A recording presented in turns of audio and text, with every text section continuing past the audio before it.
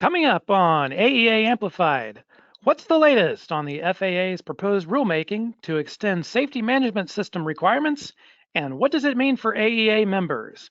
Let's get some answers from AEA Vice President of Government and Industry Affairs, Rick Perry.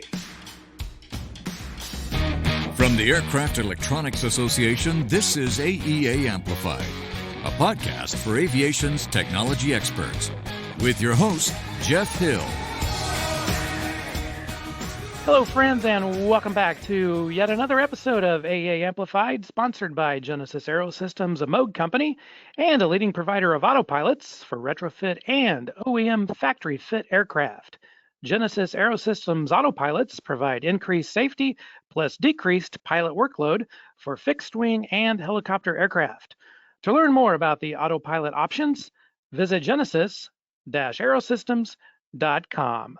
Hi again, everyone. I'm your host, Jeff Hill, for this January 20th, 2023 edition of AEA Amplified. Happy New Year, everyone. And our guest today has some important regulatory updates for AEA members. He is certainly no stranger to the AEA membership. So I'm pleased to welcome in the association's Vice President of Government and Industry Affairs, Rick Perry. And Rick, thank you so much for joining us today on AEA Amplified. And I know we have lots of members listening to this podcast who want to know more about the recently proposed safety management system requirements that came out from the FAA. But before we dive into those details, let's maybe start with the basics. Can you tell us just a little bit about what a safety management system is and what SMS means to the aviation industry? Sure, Jeff, be happy to, and Happy New Year to yourself and the membership as we go through this process. So when we talk about SMS, there's a lot of variations out there, and depending on who you're talking to, it means something different to everybody. But the first thing you have to understand is that SMS is simply a tool. It's a tool that's like any other tool. If you use properly, it's pretty effective, and if it's not used properly, it's a club. And so it's important to make sure that we understand what this is. SMS, Safety Management System. And so it is, in fact, a management system that's used to achieve whatever your safety goal is. The goals, the objectives of your safety program. And as we talk about that, and I know those are buzzwords, but let's talk about safety objectives. Safety objectives are what we intend to achieve. It's simply identifying the what, okay? Every business, I don't care who the business is, there's some basic fundamental safety objectives. Keep your employees safe, keep your customers safe, and keep your visitors safe. And I mean, it's universal. Basically, every employee that comes to work in the morning should go home in the evening in the same condition they came to work in. So we do no harm. And like I said, that's universal. That's across the spectrum. For aviation, we add kind of another objective, and that is whether you're a maintainer, whether you're a component shop, whether you're an airframe shop. Fundamentally, we want every aircraft that takes off to have a successful landing and for all of the equipment to work as intended. And so those are kind of that foundational objective. And then the SMS gives us the tool to define how we achieve them. So it's a means of achieving, whatever it is we're trying to do. And to do that, you kind of have to have stair steps or, intermediate goals or objectives. And so, you look at tripping hazards, and you look at working on elevated platforms and all of these kinds of things as intermediate objectives in the every employee is safe from harm. And so SMS combines both, it gives us the tool But without the business being transparent about their objectives, I have no option to manage the system through SMS. And so it forces us to identify our objectives, identify the intermediate goals, and then gives us a pathway to achieve it. Okay, so Rick, tell us exactly what the FAA is proposing in its SMS NPRM, which was announced earlier this month, back on January the 11th, I believe.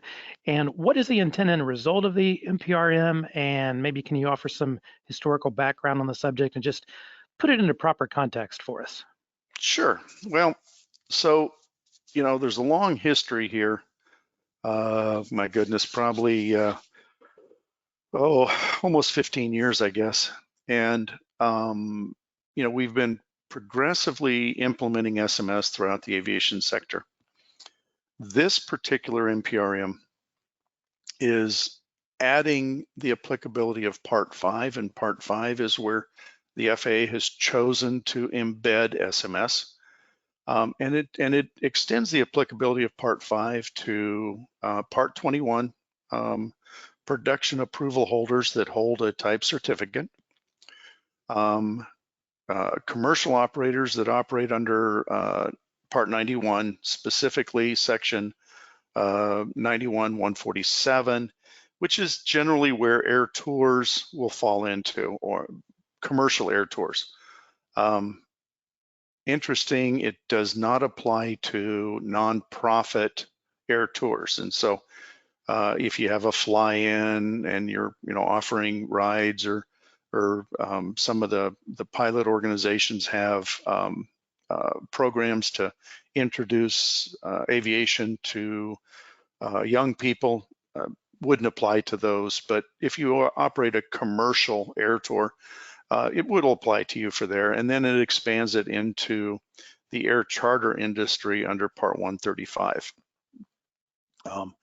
And in essence, it actually takes it all the way through Part 119, which is commercial operations. Well, Rick, I know you've personally worked tirelessly on this issue for, now going on more than 10 years behind the scenes in your work with the AEA. So why do you think Part 145 was noticeably absent from the NPRM? Well, that's where rulemaking comes in, and it's pretty complicated process. So if you look at the original Department of Transportation rulemaking agenda, you would notice that 145 was included in the original proposal, and but it was specific to 145 that was doing work for 121 air carriers. So it wasn't all of 145, it was just a specific sector of 145. In the process of this, it's important to understand that the proposal is to extend the applicability of Part 5, which indirectly implements SMS. Because Part 5 is so onerous to small businesses, AEA challenged the applicability of Part 5 to the small repair station industry. And I understand that it's a technical thing. It's you kind of have to get into the weeds to it a little bit, and I apologize for that. But when you go back to the history of Part 5, it was written really to satisfy the large multi-siloed businesses of aviation, large repair stations that are working on commercial aircraft, large airlines that have maintenance operations as well as flight operations, or large manufacturing who not only manufacturing the aircraft but also have an MRO function to it. And so it allows them to implement SMS across all of their product lines, citing a single standard, so they get cross-pollination between their businesses. And while this is hugely effective for these large businesses, it places the burden on small businesses to show that these elements are complied with. And the way the FAA has approached this is that they throw this across the fence, and then when we are being surveilled as part of the FAA's safety assurance system and our local inspectors are coming out, they have a checklist that is based on Part 5 that basically says, how are you doing X, Y, and Z? And it places this huge burden on these small businesses that just are not capable of doing this. And so we challenged Part 5. We didn't challenge SMS. We appreciate the value of SMS. We just think that Part 5 was the wrong approach to do that.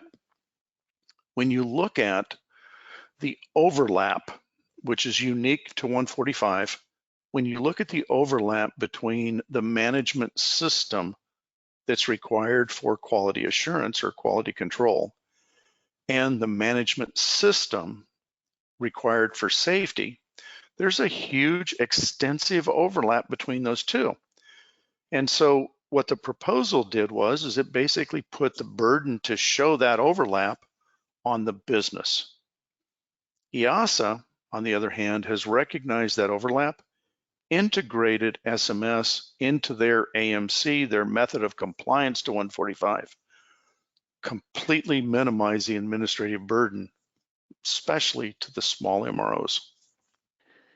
So Rick, when are comments due on this NPRM, and what is the process AAA members should follow to submit their feedback to the FAA? Well, so as we know, the NPRM was published on January 11th, and they've basically given us a 60-day window to submit comments, which takes us out to March 13th. Now, already a number of other associations are starting to request extensions to that comment period, which is very normal. And I would expect that that comment period may be pushed out to the right a little bit, possibly an additional 30 days. So we would have a 90-day comment period. And the most extreme would actually take us out to about 180 days. I don't expect 180, but I do kind of feel that 90 days would be appropriate. As far as how to comment, the NPRM is accessible through the AAA website, and it gives you the ability to identify your comments. The NPRM does ask, while 145 is noticeably absent from the rulemaking element of it, it does ask for comments about whether SMS should be applied to repair stations. And so it's important that the membership do comment on this. And the ability to do it is through regulations.gov. You cite the NPRM, the docket number. It brings up the page, you submit the comments, and you can put them right on regulations.gov, or you can write a letter and attach it to your submission. Either one of them works very well. We'll be talking more about this during convention.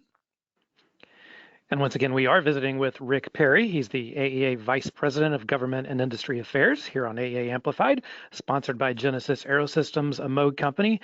And Rick, the AEA, of course, as you know, has member companies located in more than 40 countries around the globe, so a very international organization.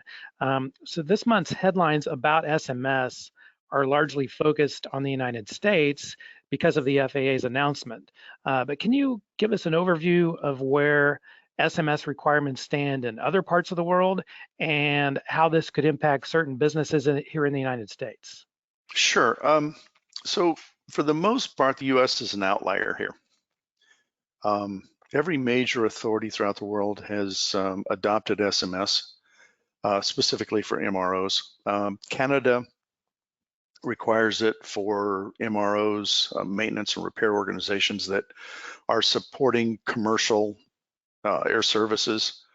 They have not required it as of yet for general aviation, but the US is really the outlier. And so when we look at the majority of our membership, Latin America, South Pacific, EASA has implemented it, although their due date is January of next year.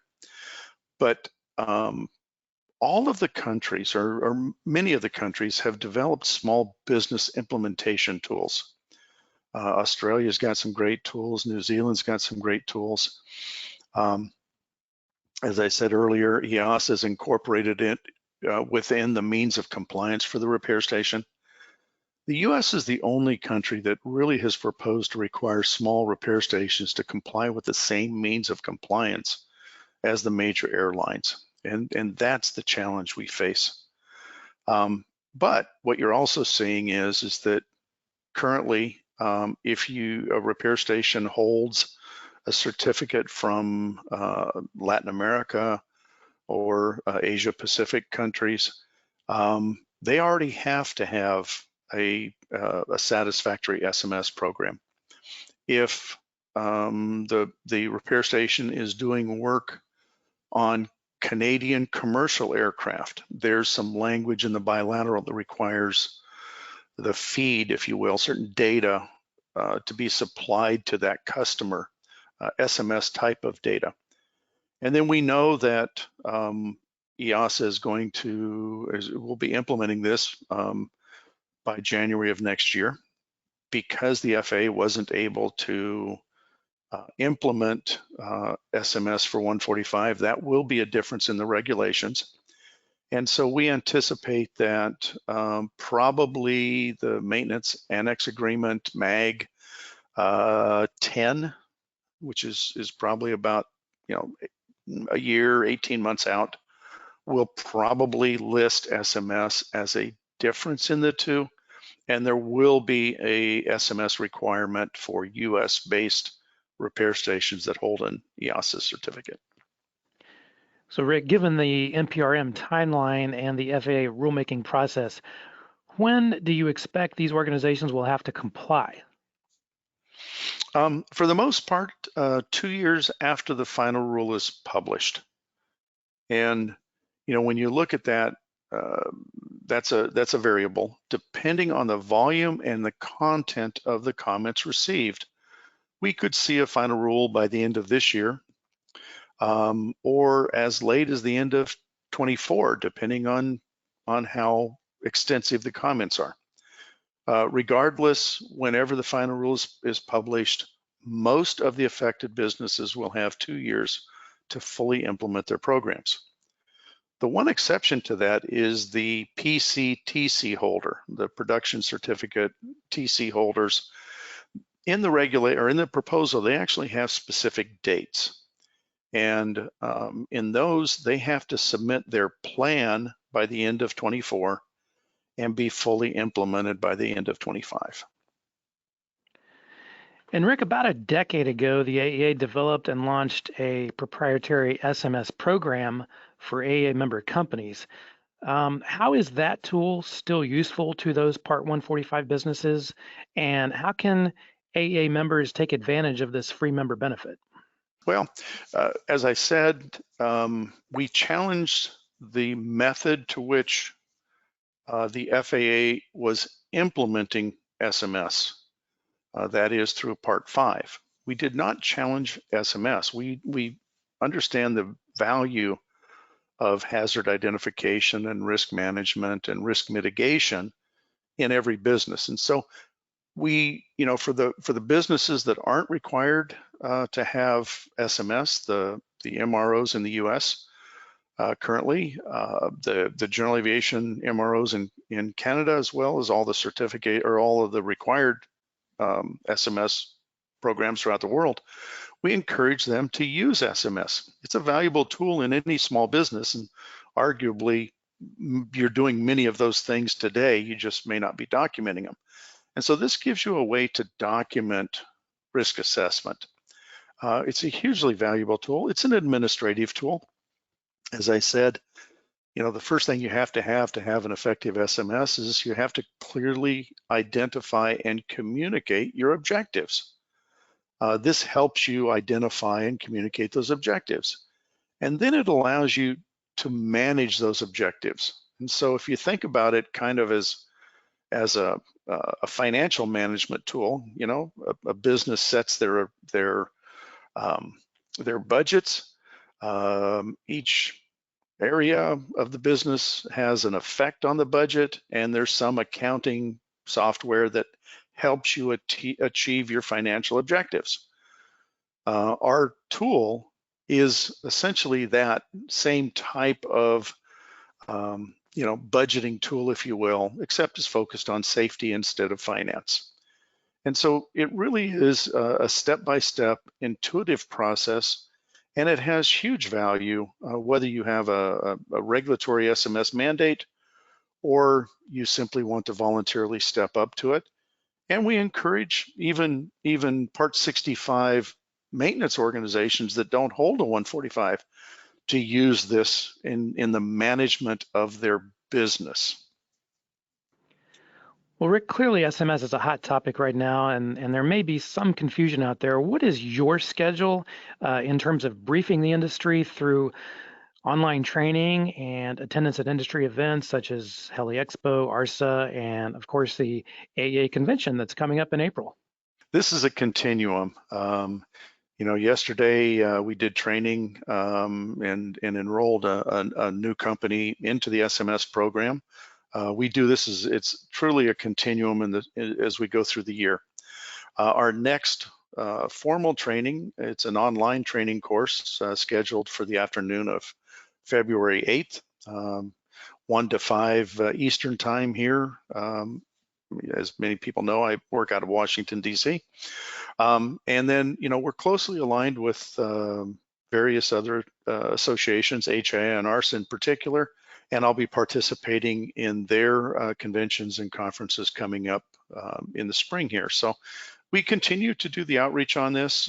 We also participate in an industry-led initiative that we've developed a SMS standard for implementation of SMS in manufacturing and maintenance. It's called SM-0001, led by the AIA industries throughout the world and Gamma. And we participate and have taken a leadership role in the identification of the maintenance side of those things. Unfortunately, that standard still is a little large organization centric, and so we continue to work on that to make sure that we have an industry consensus standard that will fit a small business without burdening the ownership and management of that business to have to become an SMS expert in the process. Well, Rick, I know you've shared a lot of useful information today, and certainly there are going to be other regulatory topics that come up for the industry to consider, and we will certainly have you back on the podcast as those issues arise down the road. So is there anything else you'd like to share with our listeners before we let you go? Well, other than the fact that we could probably have about a 2-day conversation on SMS, so I'm sure I didn't answer everybody's question, but as all the membership knows, anybody who has a question that wasn't answered today, you can find my contact information on the AEA's website, and please reach out and I'll be happy to answer any more questions they might have.